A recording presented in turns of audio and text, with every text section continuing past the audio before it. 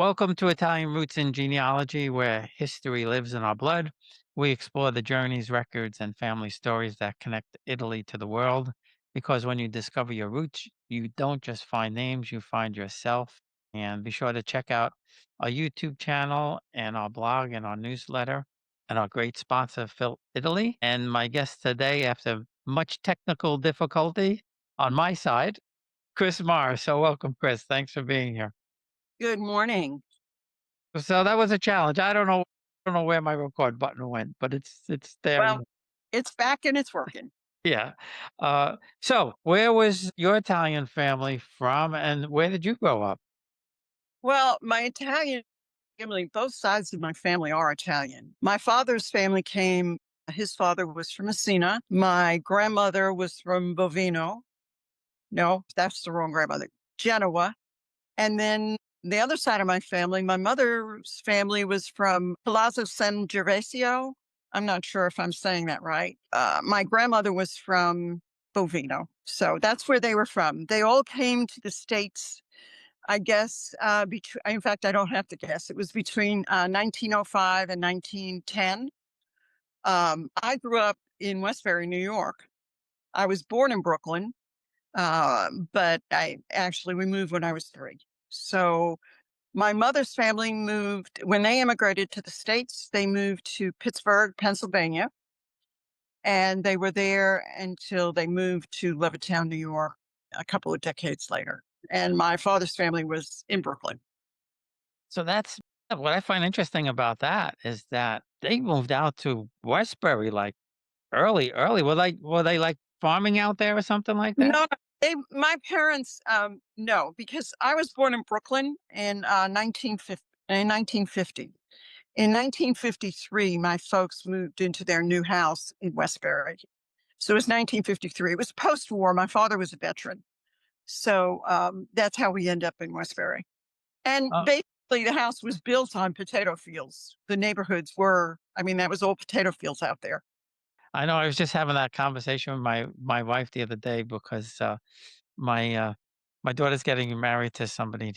He's from Texas, and they're here with us now in New Jersey, and He he couldn't believe how rural it was just like 10 miles from us. I live in Texas, by the way, Oh, you do? Houston.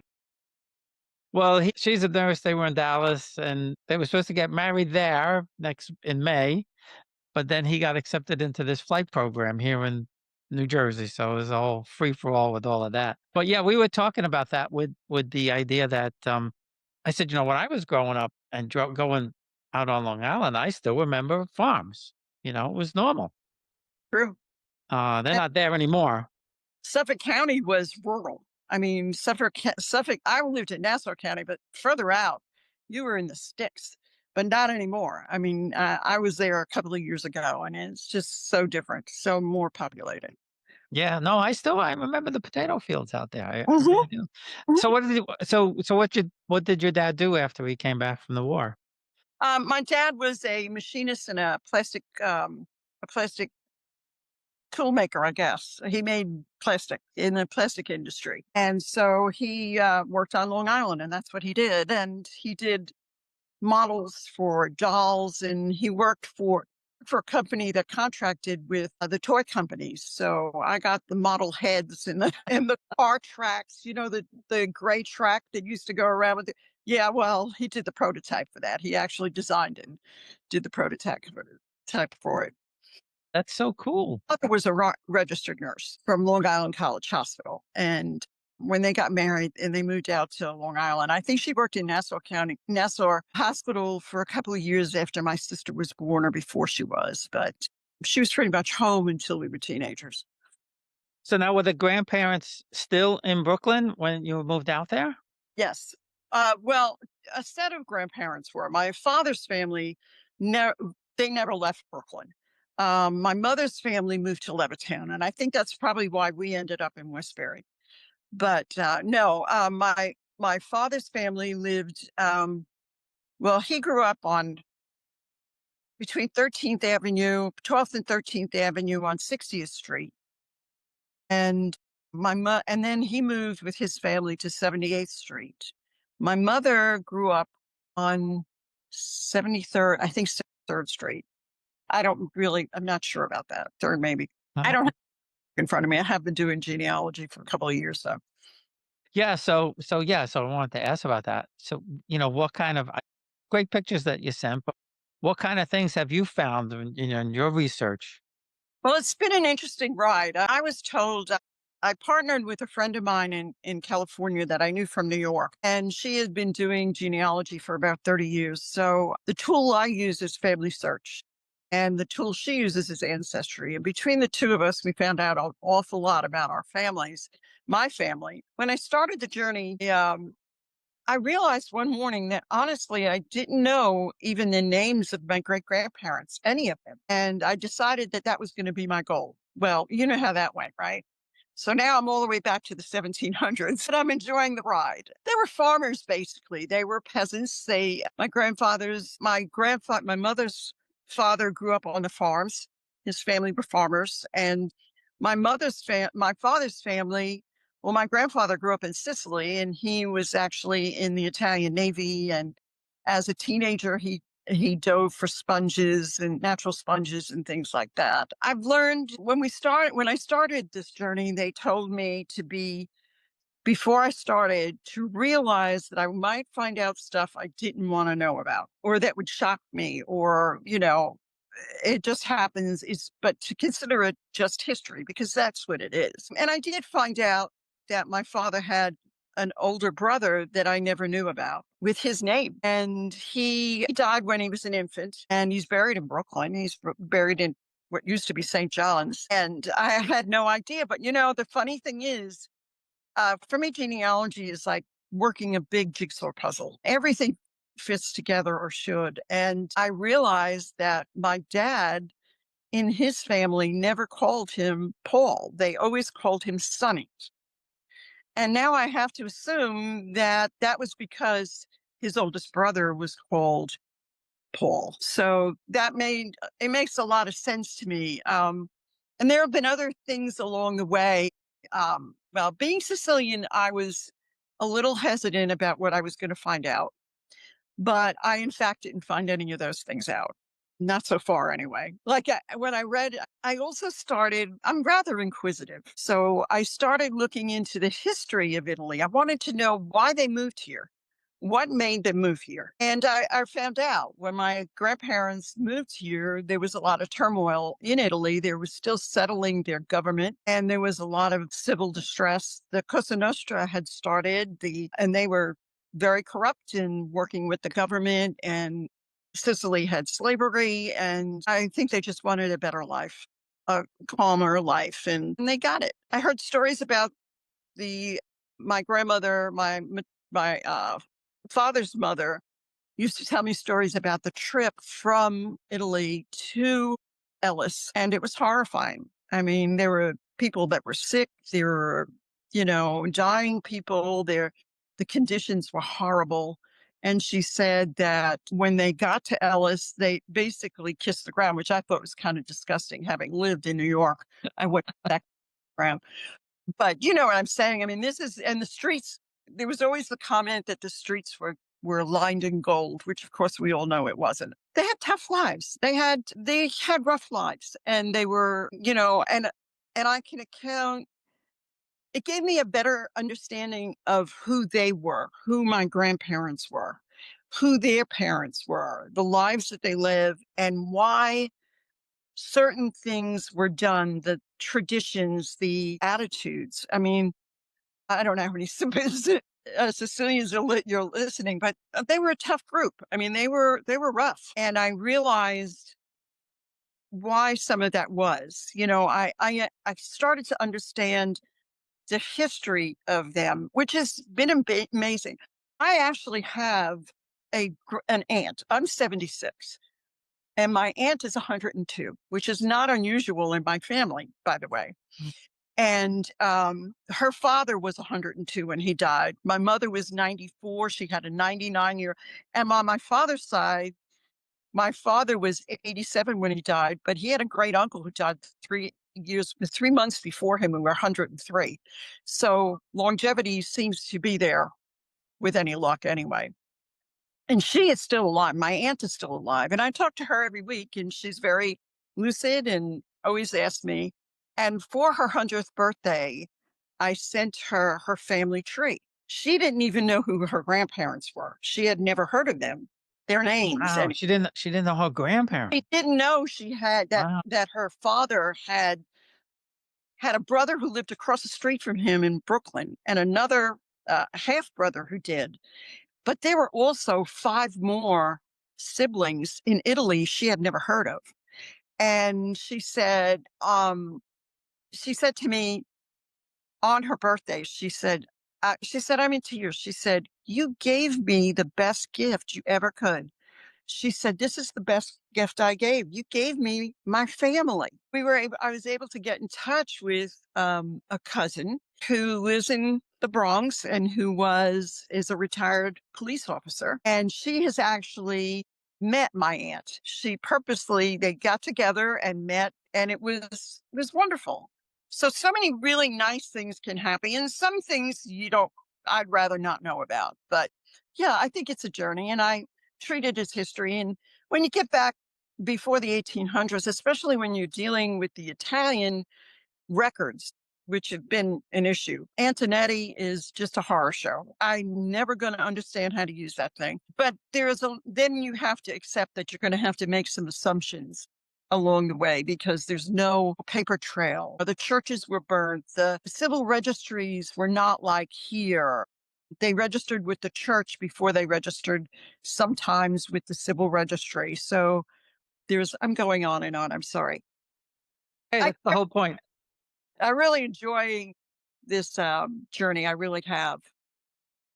Yeah, and I know what you're saying about the Rex. I was lucky with my mother's family. She's from Torito, and they must have been one of the first ones that they filmed because like there's everybody there on the Antonati. It's amazing. My father's family was tough because they were from the Naples area, and it's hard. But yeah, I couldn't believe it. Like I found my grandparents' wedding and Yes. their parents all on the Antonati. I was just, Oh, you you did know, yeah, well. yeah, just I lucky. I mean, I better go back to YouTube again because I can't. I just have never. Well, first of all, I don't speak Italian, or I can't read it. I've taught myself. I mean, it was verbally used occasionally in the family, although all 4 of the grandparents wanted to be Americans, so they didn't they didn't support the idea of us learning Italian. Mm. So I wish they had, truthfully. So I have a hard time with that, but I do have resources. Like actually on the Facebook page that you run, someone came forward and told me I asked about the Arrigos. Rico is actually the Italian version of it. And they said there are still a lot of them still in Messina. Well, I also have some envelopes. My father used to collect stamps when he was 17, and he doesn't have the letters, but he did have the envelopes with the return addresses on them. So I have to believe that they're probably still in those homes, but I haven't gotten very far with that. I'm in the process of moving, so I'm sort of at a dead halt on my genealogy. But boy, I'll tell you, when I move, I'm getting right back into it. I love it. Yeah, me too. Yeah, so there's like 1 or 2 crazy people in every family that have to find out all of this stuff. I happen to be the one in my family. I I think we've been assigned by the Yes. ancestors to tell you the truth. No, I couldn't agree more. Absolutely. That's I feel the same way. I I mean, nobody in my family except my 18-year-old grandson is even interested. He had his DNA done. He wants to see pictures. He's actually been accepted to he's in college, into a program in Rome this year. Great. That's nice.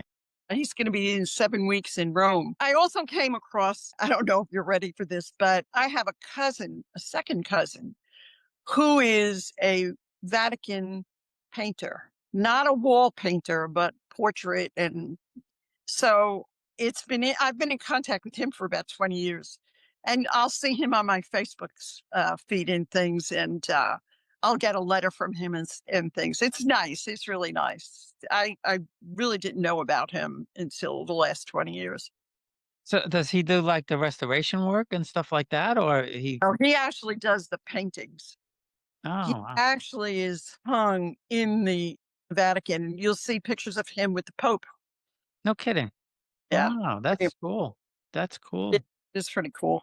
But I mean, I don't know anybody there now. The cousin in the Bronx as a teenager, she used to go back to the family in San Gervaso. So she would spend summers there. And I thought, well, I was actually born into the wrong segment of the family. I would have loved that. Well, one of my great grandfathers is buried in St. Peter's. One of my great grandfathers, you may know from watching me, was Pope Paul III. No, I actually didn't know that. Yes, Is yes, that right? absolutely, yeah. And when Wow. I was there, I went the they had it roped off. They were doing something. I couldn't get close enough to the actual tomb, but he's actually in St. Peter's. Yeah. Wow.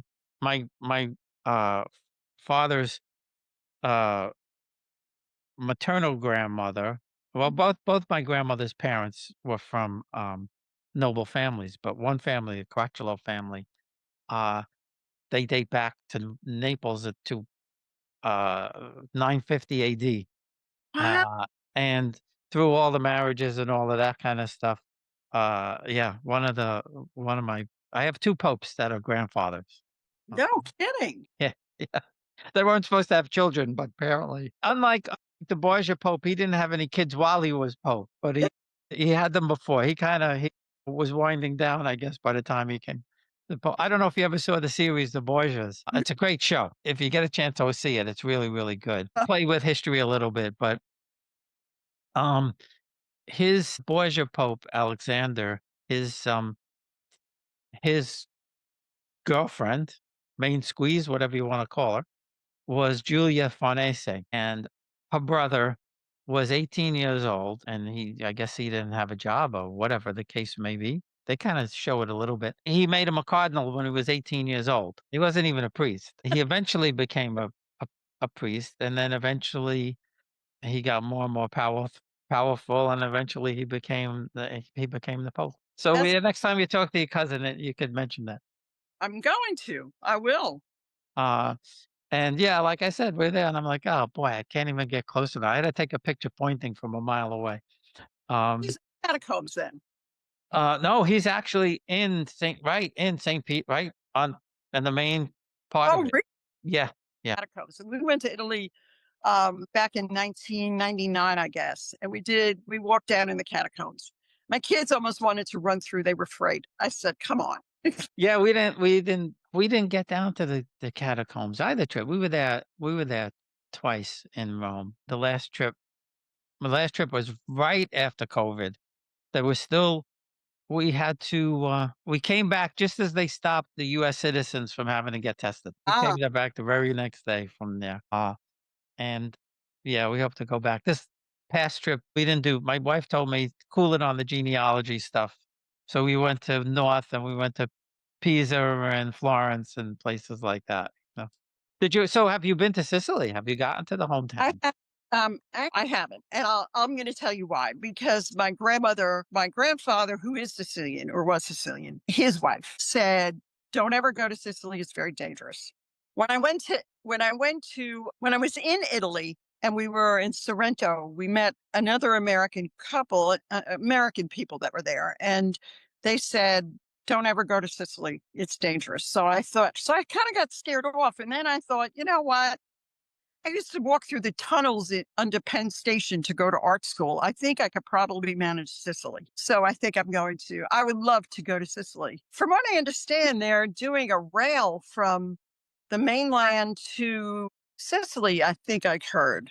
Well, they talk about building a bridge. They're talking about building a Or bridge. the Okay, yeah. I knew it was something. I know you can take a ferry from the mainland to Sicily. There's a ferry right from Calabria, San Giovanni, which it's like a 15-minute ferry. It's like almost like taking the Staten Island ferry. That's how close Yeah, it was. I know. When I looked at the map, I thought, "Oh my gosh, it's awfully close." Yeah, But and that goes right into Messina. does it? Yeah. Yeah. He lived on the water in Messina. He was, and May I remember going to Jones Beach on Long Island with as a family trip and him watching him swim in the ocean. He was amazing. He was just amazing. Strong, strong man. Yeah, well, they're not like weaklings like we are today. They came from the earth, not Well, like us. But you should Sicily was fine. I mean, we went and we were on our own for the I mean, we had a driver back and forth, but we were in Palermo, we walked around. I mean, it's like any other city. It's like being in there's places you just don't go at night, during the yes. day, it's fine. Like I said, I mean, I used to navigate at 18, 19 in Manhattan. I think I could probably handle Sicily in the daytime. I Yeah, I mean, we went to my wife's mother, her family came from Shaka, which is about an hour from Palermo. We had a driver there drop us off. It was on a Sunday. There was nobody there. I mean, we went to it's the same thing with Naples. They say how dangerous Naples is and everything like that. We were there mostly by ourselves, and they told us, "Don't go here, don't go there." So you just have to be smart. You just have to be like a New Yorker, right? Well, yeah, and I never let that go. So but I've been driving my children crazy all these years. When I come in the house, I lock the door. I mean, it's what I do. They've been locked outside a couple of times, but We like, oh, forget we lock the doors all the time. My wife, right. she takes the dog out for I mean, where we live is relatively safe. I mean, I wouldn't leave the doors open at night, but she'll take the dog out and lock the door behind me. I said, "Just don't worry about it. Just come home, come home. Nobody's coming in at 7 o'clock in the morning. There's nobody here, especially in the winter." You know? So that's interesting that your grandson, you said he's 18. That's great that he's getting to go to Rome. That's fabulous. Oh, he's very excited. They went as a family.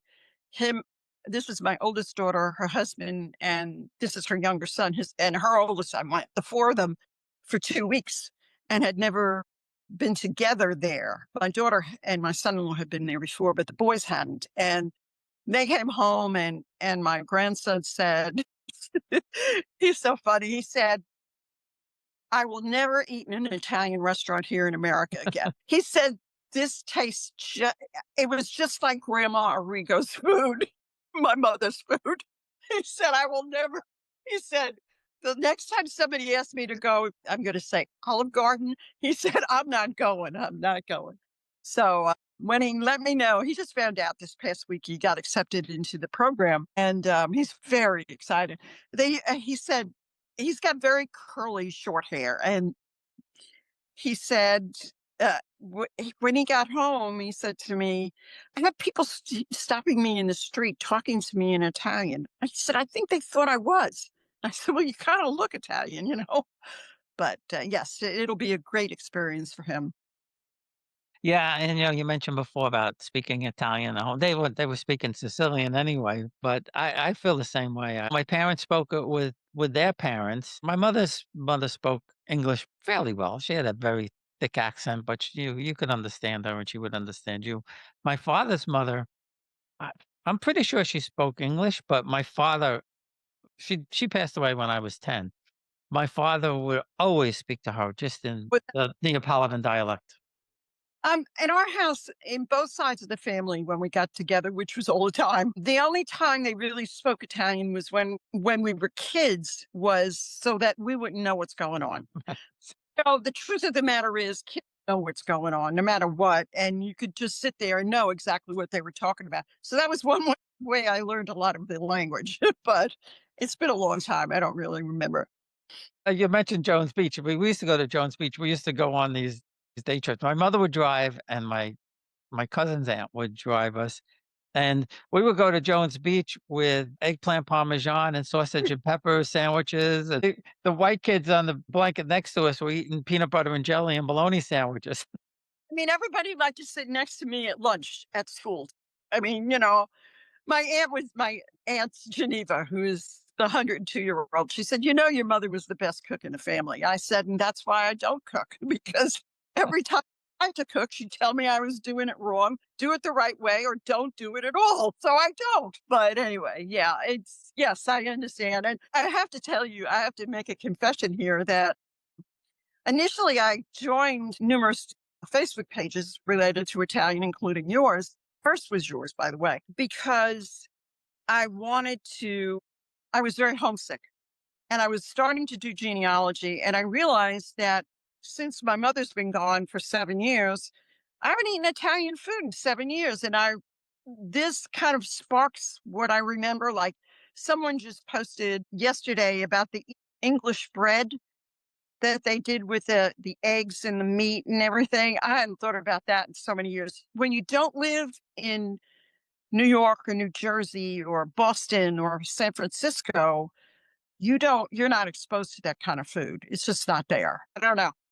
But anyway, it's nice to remember those things and dig out old recipes and try them. Try them as I might. But yeah, we had a lot of traditions. Tell me about your traditions. What were some of the things you remember?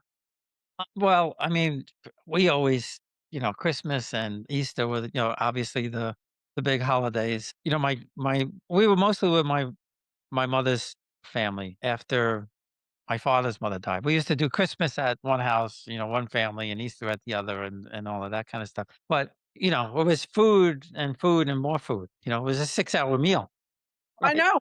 And you'd eat, and then you'd sit back and you'd talk or argue or laugh or cry or whatever. And then you'd sit forward and there'd be another course. I mean, I tell people that they don't believe me, but it was good 5 to 6 hours. Oh yeah, yeah, and like Thanksgiving always started. We always had pasta on Thanksgiving before the turkey, and at 6 o'clock, my aunt Mary would be coming around, and you want a turkey sandwich? It's like we just finished. To get in the car from Brooklyn and go back to the house in Long Island. And there were plenty of times you just couldn't move in the car because you were so full. But Didn't yeah, you? Didn't you feel like that trip took forever? like it, half the time I was asleep. We'd stop at the bagel store on the way home because it'd be like Sunday night. They never closed anyway on Coney Island Avenue. And so we'd stop at the bagel store and the bagels would just reek. And you'd say, I'm hungry. Can I have a bagel? No. Tomorrow. But yes, it was a long drive on the Southern State Parkway with everybody else going to see their grandparents and going home from there. Yeah. Yeah. So yeah, I mean, growing up, we all lived in Queens, so we were all relatively close. All my aunts and uncles, and Yeah. so and my mother's mother, she lived with my aunt and uncle, and I mean, she had a their living room. It couldn't have been more than I don't know, 150, 200 square feet or something like that. And on Christmas Eve, there'd be 40 people in there. Oh, yeah. Sitting on the floor, sitting on You, table. you couldn't even sit. I know. I know. I remember. I mean, I remember those. I remember New Year's Eve too, because we'd go to my great aunt's on 60th Street. And at New Year's, they had, they lived in the original apartment house that apparently my great grandfather owned. And there was a grocery store on the bottom floor, but when he died, it went out of business. But anyway, then it was crazy. It was crazy. It was a lot of fun. Oh, I had a ball back then, and I always tell people I had I had 9 sets of parents because Yeah. my mother's family. If you went over their house and you got out of line, you get a smack in the back of the head, or and you didn't dare tell your mother anything because you get another smack in the back of the head.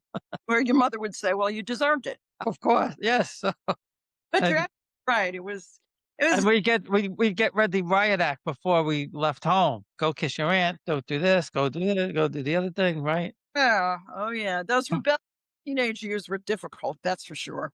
And of course, well, not so much my grandmother, but I grew up in the basement of my house. My parents had a little split level, but we were always in the basement. But you didn't go in my mother's living room. She had the Oh, plastic on God. the chairs, the whole 9 yards. Don't sit. In fact, I have to tell you something. When my mother died, when I was 11 or 12, my parents got good furniture. You know what I mean? Like the grown up stuff Mhm. that that couldn't sit on. And so when my kids were born, they still had that same sofa and they had it slip covered in Schumacher velvet fabric. And so the deal was don't sit on grandma's Schumacher couch. Don't. So guess who inherited it? Me. So now I have it in back of me here. Yeah, I still have it, and I was 12 and I'm 76, so you can imagine how old it is, and it's in picture perfect because nobody else was able to sit on it. Oh, no, my mother's was the same way. My mother had this gold chair, right, which, nobody ever sat in a gold chair, except for my my uncle Nick, my mother's brother-in-law, and he was the oil burner man. He had an oil company, and he would deliver the oil, and it happened all the time. He would come over, and he'd deliver oil, and then, my mother would say, "Yeah, Nick, you want a cup of coffee?" or something like that, and he would go right for that chair. Just to make a man. He was like my favorite. He was the funniest guy, and, yeah, he would just do that just because he knew it would make him nuts, and he did that to everybody. He was like, Isn't it called Svachad? yeah, that's right, that's right. But, yeah, you can't even explain that time to people, I Yeah. don't think, And you don't even understand that until you move away from it. And I was 22 when I moved from New York, and it was like being in a completely different world. I mean, I grew up with such a rich culture, and I'm not talking about money, but just embedded in history. I mean, these people brought their their past with them. My grandfather used to funny story. My grandfather, when we my cousins lived upstairs from my grandparents in Brooklyn. So when we went to leave, my grandfather would pull my sister aside and give us a quarter and put it in our hands and say, "Don't tell anybody." And that was his way of leveling things out because we knew the kids upstairs got everything. But that was his thing. Well, funny story is, and through genealogy this happens, I was contacted by a young woman. I had my DNA done by 23andMe. And this young woman contacted me and said, I think we're related. We have the DNA that relates us. And I said, okay. And we went through it and we figured out that my grandfather came to America with his cousin who was her great grandfather. They lived in the same house on 59th Street. And then they were young men at that point. I think my grandfather was 20 when he moved here to Brooklyn. And then they split up and his family moved to Long Island. And as it turns out, he and I grew up not 5 miles from each other in Westbury, and I could walk to his high school. We went to rival high schools and never knew each other, never knew about each other. He married a girl from Merrick, I believe, and her father owned a pizza place that my mother used to buy from every Friday night, and his family, we just never knew each other. Well, I got to actually talk to him, which he is since deceased. He died of cancer a few years ago. But we were talking about traditions because it got to the point I thought, well, I wonder if these traditions were only for my family and they were new, they were American, or if this was something that came with them. I don't know if anybody else wonders these things, but that's where my mind goes. And turns out his grandfather would do the same thing with him and his brothers. He'd say on Sunday night, he'd put the quarter in their hands and say, "Don't tell anybody." Well, I had a similar thing happen. This was many years ago now. But I got contacted by somebody, and she said, "I I I think we may be related, or we're researching the same person. I think we may be related." And she said, the name was Piramalo, and I said, "Yeah." I said, "I know who you're talking about. It was her great grandmother, I think." I said, "She was my great grandfather's sister." Hmm. And so she did DNA. She hadn't done DNA. She did DNA, and she came back and she says, "We're not a match." I said, "That's impossible. I don't know how you're not a match." I said, "It's impossible. I know exactly who you mean. I have her on my tree. I know who she is." So she contacted Ancestry, and then somehow they did something, and they realized they had a mistake somewhere. But the crazy thing about it is there were only 2 people from that family that came, my grandmother and her aunt, and they were very, very close through the 20s, 30s, 40s, even into the 60s, and Linda's grandmother lived, like, I don't know, maybe 10, 15 minutes from where I lived in College Point. They lived in Flushing, and my father always called her Aunt Beatrice, even though they were cousins, but she was the older cousin, so you know how it goes. She was Aunt Oh, Beatrice, and she said, "Well, my cousin Gene and his mother lived in the same it was a two-family house, and they lived with Aunt Beatrice." And I said, "How do we miss all of this, right?" Anyway, sh she lived my cousin Louise lived in a two-family house 4 or 5 blocks away from them. And mhm. when I married my first wife, we moved into that apartment, and I'm talking to her cousin Gene, and "Which apartment was that? The one with the long staircase?" I said, "Yeah." He says, "I used to go there all the time."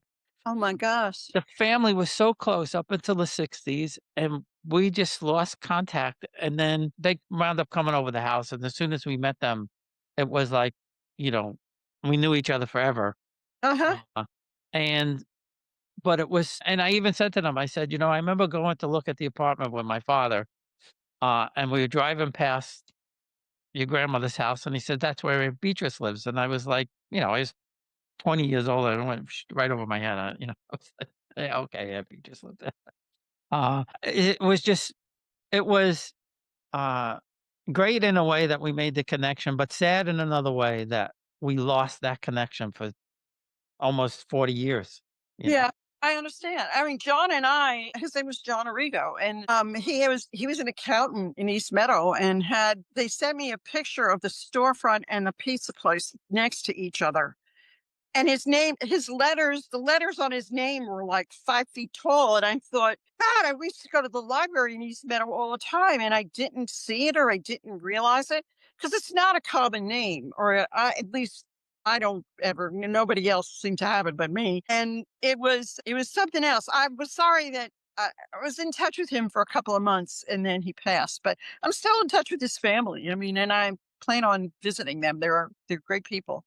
But it was interesting, and the girl that lives in, the woman who lives in the Bronx, she was the other side of my family, she was my mother's side, and she and I, as soon as we started talking, it was like we known each other forever, and there was no I don't know, we were just sometimes I really think the ancestors have a hand in this, like, we're supposed to meet these people and supposed to she's been able to connect the dots in certain things, and I've been able to fill in her, at her side. It's just a really nice thing to happen. And the same thing happened when she went to visit my aunt in Westbury. She said I was really nervous about it. And she said, but when they opened the door, it was my aunt and my cousin. She said, I felt like I was going home. She said, these people hugged me, welcomed me in, she said, and now they're in constant contact. So it's really very nice the way it all happens. And then sometimes you make a connection and it doesn't really pan out. It doesn't, yeah, okay, yeah, we were, but and then it goes away. But that's okay too. My father's first cousins, one of them just passed away. My father's first cousins, they were in their 90s. They're still alive in Italy, and I had no idea about these people. Nobody ever said these people. My father once mentioned Torre del Greco like 40 years ago or something like that. We were there, we saw the sign many years ago. Um, but we wound up going there. My father's half first cousin, um, told us about it. He took us there. It didn't tell us where we were going, Oh, wow. and we went into this apartment building in Torre del Greco, and they greeted us like they Yeah. knew us forever. They were in contact with my grandmother. They were in contact with my aunt for many, many years, but they pulled out my parents' wedding photo from Oh, 1944 that my wow. grandmother had sent, and I'm like, I can't believe nobody told me any of this stuff. I had to find this all out. I never got to meet my great grandparents. And it's hard because you think, well, nobody ever said anything. But you know what? The truth of the matter is, I was a kid. I probably didn't if I didn't know somebody was standing there in front of me, I didn't really care. And now of course I do, and now they're all gone, but except Aunt Geneva who's really helped me along with some of this. But it No, no, I'm the same way. And what I discovered about my father's family and my grandmother's family, his mother, I don't know how much they knew. I mean, obviously my grandmother knew, because she lived it. I mean, she I wouldn't say that she was wealthy, wealthy, but she was well off because of her family. I don't know if my father knew his family tree, what his family tree was. Really think they didn't because I know that my mother would have said something about all those aunts and uncles, the 5 of them that she never knew. Aunt Geneva didn't know, and she was a year and a half older than my mother. She said, "No, I had no idea that grandpa had more sisters and brothers." And I said, "You never saw pictures of them? Here, I'm gonna send you from the woman in the Bronx. She sent me a family tree of her side, because they were the second family. She sent the family tree and named all of them. And she said, "Well, I knew Ralph. He lived across the street from Uncle Joe." And she said, "But who are all those other Or he said it and you weren't listening. I don't know. But Yeah, I mean, like I said, I mean, we weren't paying I attention to anything. wasn't. No, no. Uh, well, Chris, this has been great fun. I appreciate all the stories. It's been awesome for sure. I love it. I love this kind of thing, so, um, but thank you again. I appreciate it. You were right. I did have a good time. Uh, and see, it's not hard doing a podcast. Yeah, because I can just see you. On a second, I'm just going to stop the recording. Sure.